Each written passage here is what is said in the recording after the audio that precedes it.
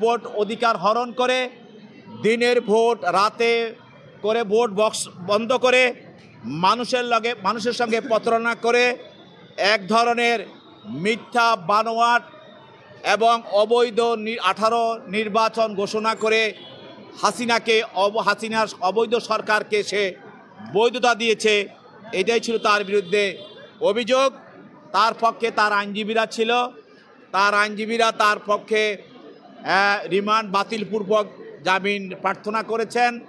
বিজ্ঞ আদালত উভয় পক্ষের বক্তব্য শোনার পর তার বিরুদ্ধে 4 দিনের রিমান্ড মঞ্জুর করে তাকে আরও জিজ্ঞাসাবাদ করার জন্য তদন্তকারী কর্মকর্তার হাতে ন্যস্ত করে। আর এই যে নির্বাচন, এই নির্বাচনের জন্য সারা দেশের মানুষ তার সাক্ষী, সারা জাতি সাক্ষী। সে 18 নির্বাচনটা সে কি করেছে, সারা পৃথিবী সকল মিডিয়া, সারা পৃথিবী সকল নির্বাচনে যারা এখানে অবজারভার হিসাবে এসেছে সবাই দেখেছে।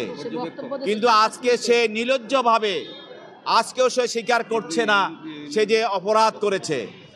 অপরাধের পরিমাণ এত বেশি হয়ে গেছে তার, সেই জন্য সে অপরাধী তার অপরাধ কখনো স্বীকার করতে চায় না।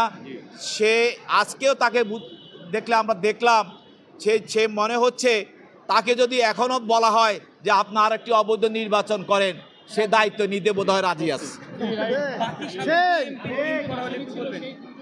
সাবেক যে 2 এমপি ছিলেন